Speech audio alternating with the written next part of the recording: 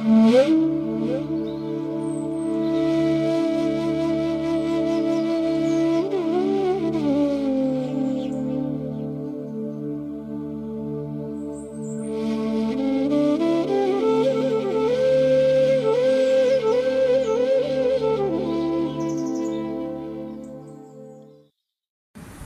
স্থাপকায় চ ধর্মস্য সর্বধর্মস্বরূপিণে অবতার বরিষ্ঠায় রামকৃষ্ণায় তে নমঃ। নমস্কার। শ্রী শ্রী ঠাকুর, শ্রী শ্রী মা এবং স্বামীজি মহারাজের চরণে ভুলুণ্ঠিত প্রণাম জানাই। প্রাণারাম বাংলা ইউটিউব চ্যানেলে সম্প্রচারিত সৎকথায় প্রতিদিনের মনন এই ধারাবাহিক অনুধ্যানে আমরা ভগবান শ্রী রামকৃষ্ণ পরমহংসদেব এবং নিত্যগোপালের কথা স্মরণ মনন করব। বিশিষ্ট অধ্যাপক এবং প্রাবন্ধিক ডক্টর রমাপতি পাণ্ডা মহাশয় জুন 2024 এই বছরের জুন মাসে রামকৃষ্ণ বেদান্ত মঠের যে মুখপত্র বিশ্ববাণীতে একটি অসাধারণ অনুভবের কথা লিখেছেন। সেই অনুভবের আলোকেই আমরা আজকে স্মরণ মনন করব।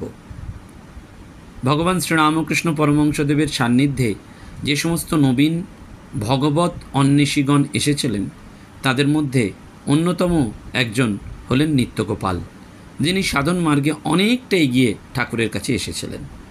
আনুমানিক 1261 বঙ্গাব্দের 13ই চৈত্র বাসন্তী অষ্টমীতে উত্তর 24 পরগনার পানিহাটিতে জন্মগ্রহণ করেন মাতুলালয়ে।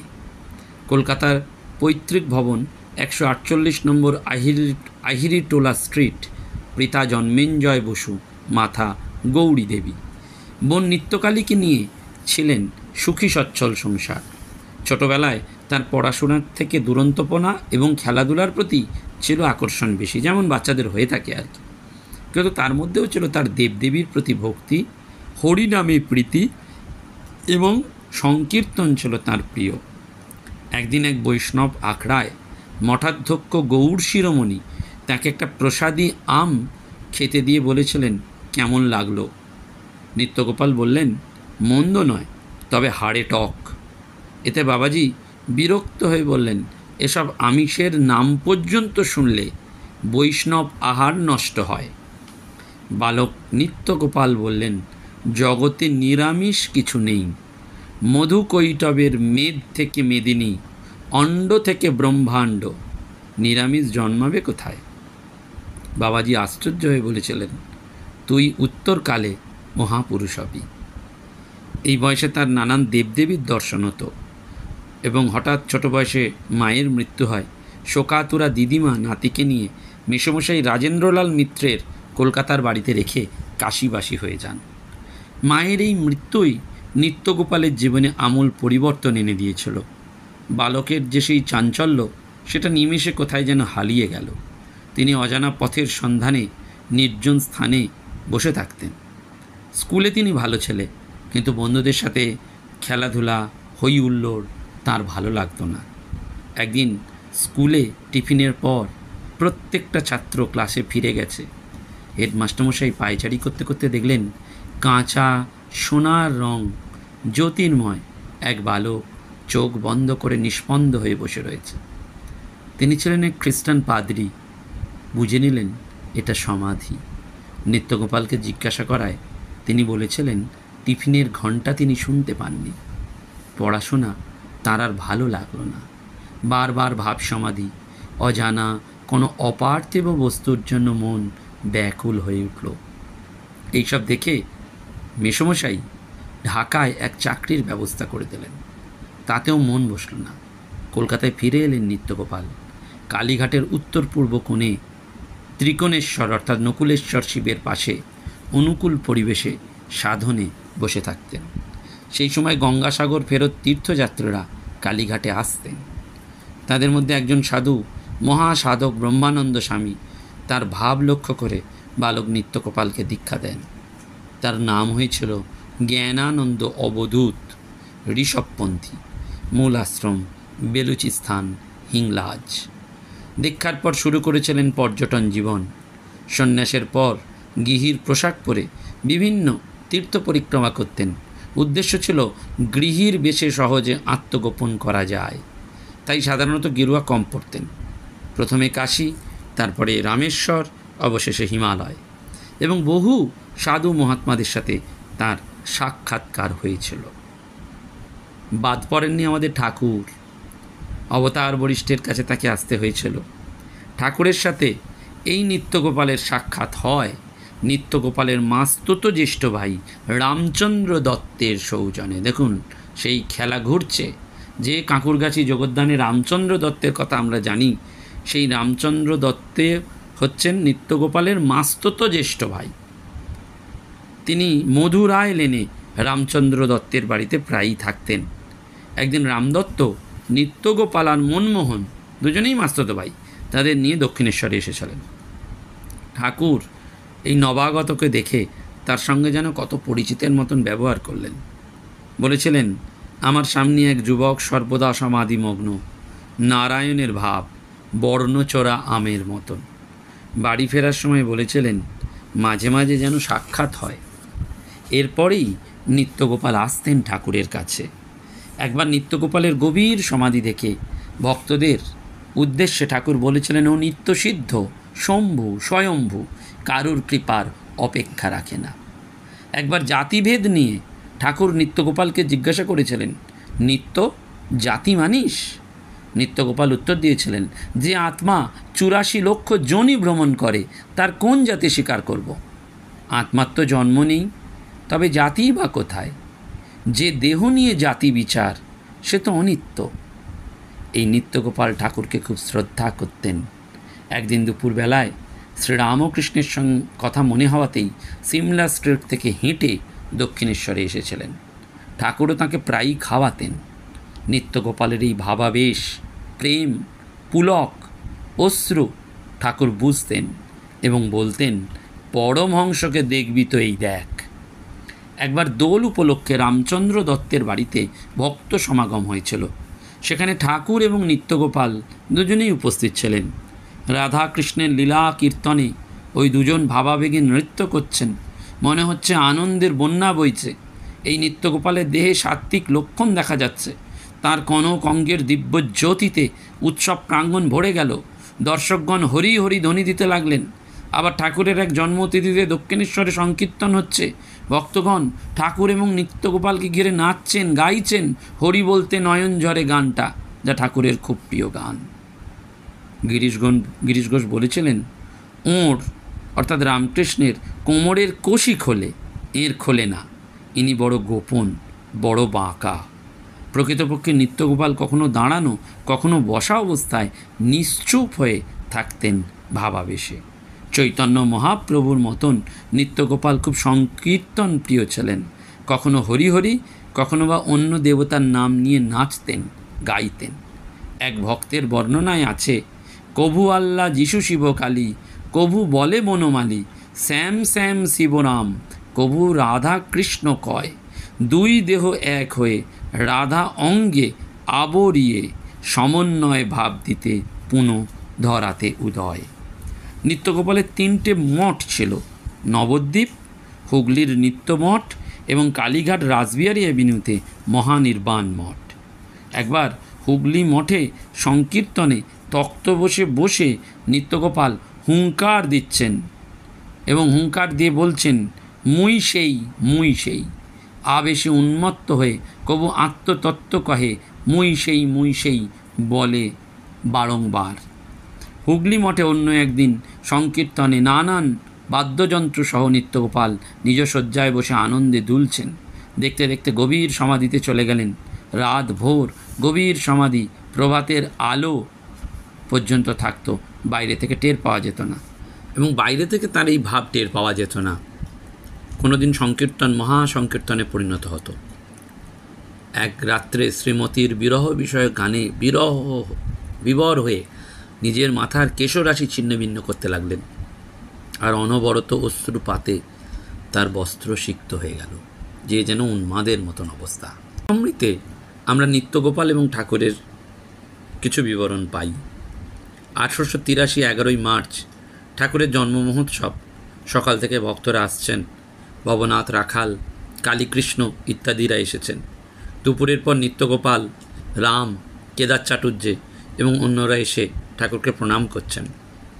ঠাকুর নিত্যগোপালকে দেখে বলছেন, তুই কিছু খাবি? ভক্তটির বালক স্বভাব, বিবাহ করেননি, বয়স 23-24 হবে, সর্বদাই ভাবরাজ্যে বাস করেন। ঠাকুর বালকের এই ভাবাবস্থা দেখে খুব স্নেহ করেন।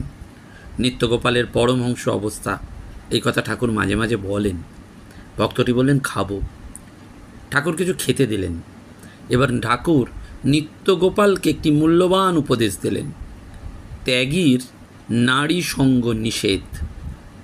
একটি স্ত্রীলোকের বয়স 31-32, সেও ঠাকুরের ভক্ত। নিত্যগোপালকে সন্তানের মতো স্নেহ করতেন, প্রায় নিজের বাড়িতে নিয়ে যেতেন। তাই ঠাকুর বললেন, ওরে সাধু, সাবধান, এক আধবার যাবি, বেশি যাস নে, পড়ে যাবি। কামিনী কাঞ্চনী মায়া। সাধুদের মেয়ে মানুষ থেকে অনেক দূরে থাকতে হয়, ওখানে সকলে ডুবে যায়, ওখানে ব্রহ্মা বিষ্ণু পড়ে খাচ্ছে খাবি। সন্ন্যাসীর কঠিন নিয়ম। ঠাকুর তাকে ভালোবাসেন বলে আগে থেকে যেন তাকে সাবধান করে দিলেন। ঠাকুর শ্রীরামকৃষ্ণ এই একই উপদেশ নিত্যগোপালকে আগেও দিয়েছেন। তিনি জানতেন নারী সঙ্গ নিশ্চিত পতনের কারণ, তাই তরুণ সাধুকে বারবার সাবধান করেছেন, তাকে আপন মনে করেই, কেননা সব সাধুই তার কাছে সমান। 25শে ফেব্রুয়ারি 1883 রাম, নিত্যগোপাল, রাখাল এরা উপস্থিত ছিলেন। সেখানেও ঠাকুর বলছেন, তুই সেখানে বেশি যাসনি, ভক্ত হলেই বা মেয়ে মানুষ কিনা স্ত্রীলোকের চিত্রপট পর্যন্ত দেখবে না। সন্ন্যাসীর বড় কঠিন নিয়ম। সন্ন্যাসীর জগৎগুরু। আবার গিরিশের বাড়ি 11ই মার্চ 1885 নিত্যগোপাল ঠাকুরকে প্রণাম করলেন। ঠাকুর কুশল জিজ্ঞাসা করায় সে জানালো ভালো নেই। ঠাকুর তাকে 2-1 গ্রাম নিচে থাকতে বললেন, আর বললেন, তোর সঙ্গে কে থাকে?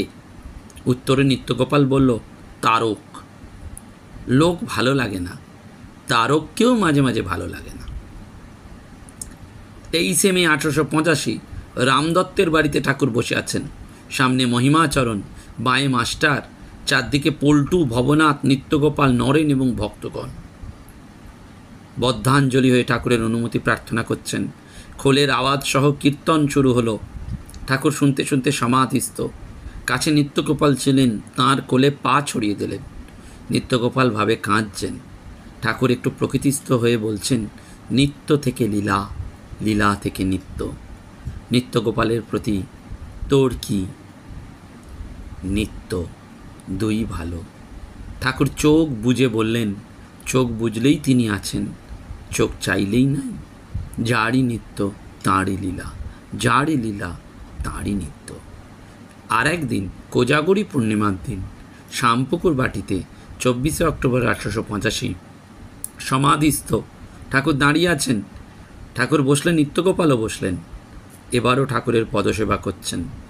ঠাকুর ভক্তদের বলছেন, এমনি মনে উঠছে নিত্যগোপালের এই অবস্থাগুলো এখন যাবে, আমাতেই ওর মন আসবে, যিনি এর ভেতর আছেন তাঁতে। ঠাকুর সাধারণত কাউকে পদসেবা করতে দিতেন না। যারা অত্যন্ত আপন অন্তরঙ্গ সাধন মার্গে প্রতিষ্ঠিত আপন সন্তানদের সেবা করতে দিতেন। কিন্তু ঠাকুরের সন্তান না হয়েও ঠাকুরের সাথে নিত্যগোপালের হৃদয়ের টান ছিল, তাই তাঁর সেবার অধিকার ছিল। ঠাকুরের সাথে ছায়ার মতন তার শেষ দিন পর্যন্ত নিত্যগোপাল উপস্থিত ছিলেন। এমনকি শ্মশানঘাটে মহাসমাধির পর জগদ্দানে দেহাবশেষ কলস রক্ষার সময় নিত্যগোপাল ঠাকুরকে ছেড়ে যাননি। গুপ্ত যোগী পরমহংস নিত্যগোপাল ঠাকুরের সান্নিধ্যে এসে ভক্তি এবং সাধন মার্গে অগ্রণী ও আরও উজ্জ্বল হয়েছিলেন। নিত্যগোপাল ঠাকুরের তিরোধানের পর তাঁর প্রতিষ্ঠিত 3টি মঠেই কাটাতেন, তার অগণিত গৃহী এবং সন্ন্যাসী ভক্তদের সাথে।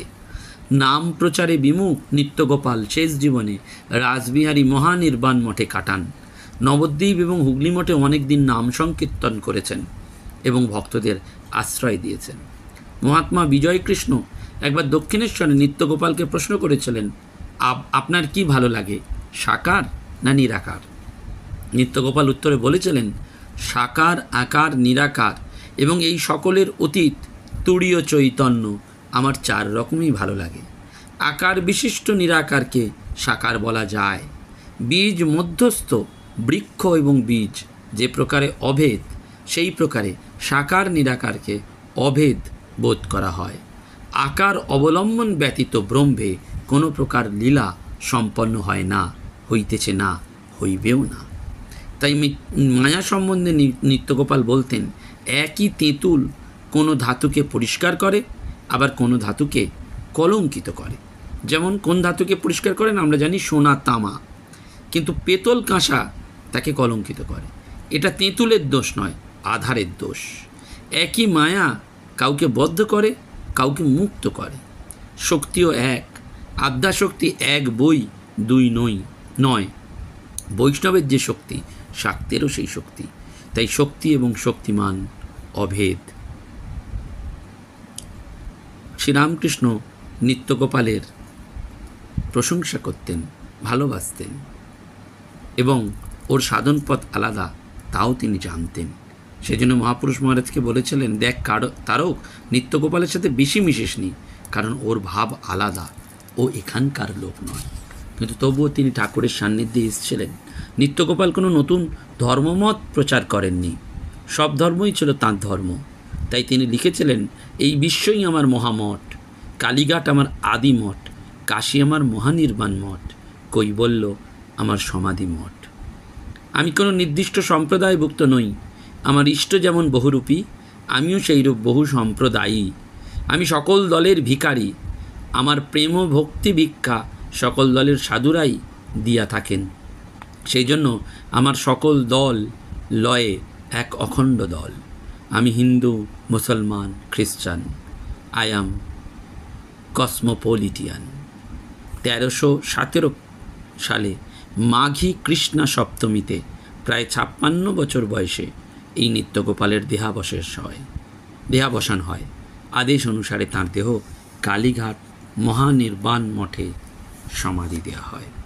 সত্যি সত্যি ভগবানের কাছে কত মানুষ আসেন, আমরা তো সেটা জানতে পারি না, আমরা বুঝতেও পারি না। ওই যে ঠাকুরের কথা না, বাউলের দল হঠাৎ এলো, নাচলে গাইলে, আবার হঠাৎ চলে গেল, এলো গেল, কেউ চিনল না। সত্যি সত্যি এই মননটা আমাদের বারবার মনে রাখতে হয়, এবং সেই জন্য এই ভগবত দর্শন, কারণ এই দর্শনে গেলেই মানুষ সেই অমৃতলোক আনন্দময় পথে যেতে পারে। আমাদের বারবার মনে রাখতে হবে যে এই সংসার ধোঁকার টাটি, ও ভাই আনন্দ বাজারে লুটি, ওরে ক্ষিতি জল বন্যি বায়ু, শূন্যে পাঁচে পরিপাটি। অর্থাৎ এই সংসার একটা ধোঁকাবাজি, 5টি উপাদানের খেলা এই সংসার। ক্ষিতি অর্থাৎ মাটি, জল, আগুন, আকাশ, বায়ু, এটাই দেহের উপাদান। যাওয়ার আগে প্রকৃতিকে সব ফিরিয়ে হয়ে যাব এক মুঠো ছাই। মাতৃগর্ভে যেন এক যোগী, ঘুমে পড়ে খইলাম মাটি।